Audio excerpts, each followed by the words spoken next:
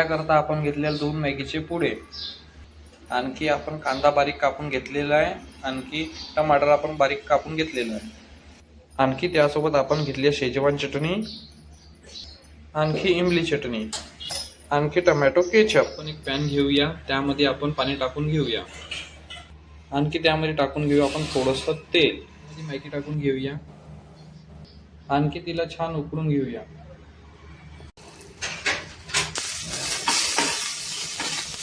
आपण पॅन मध्ये थोडंसं तूप आणखी कांदा टाकून घेतलेला आहे, त्यामध्ये आपण टमाटर टाकून घेऊया आणि छान त्याला आता शिजवूया।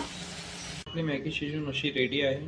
चला आता एक कढई घेऊया, त्यामध्ये तेल टाकून घेऊया। वेटर आता आपण ह्या कढईमध्ये टाकूया, त्यामध्ये आपण थोडंसं टोमॅटो केचप टाकून घेऊया, आणखी इमली चटणी, आणखी शेजवान चटणी, आणखी थोडीशी हळद, थोडंसं तिखट, थोडंसं मीठ, त्यामध्ये आपण मॅगी मसाला टाकूया। उकळल्यावर त्यामध्ये टाकून देऊन आता आपली मॅगी शिजलेली।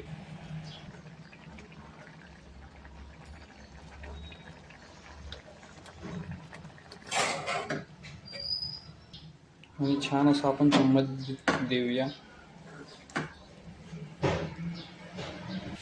चला आता रेडी आहे आपली मॅगी। आता आपण सांबार कापून घेऊया।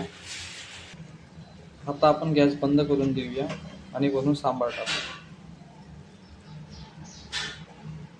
रेडी आहे तुमची मॅगी आता। अगर तुम्हाला माझा ब्लॉग आवडला असेल तर शेअर करा, कमेंट करा आणि सबस्क्राईब करा। Thank you.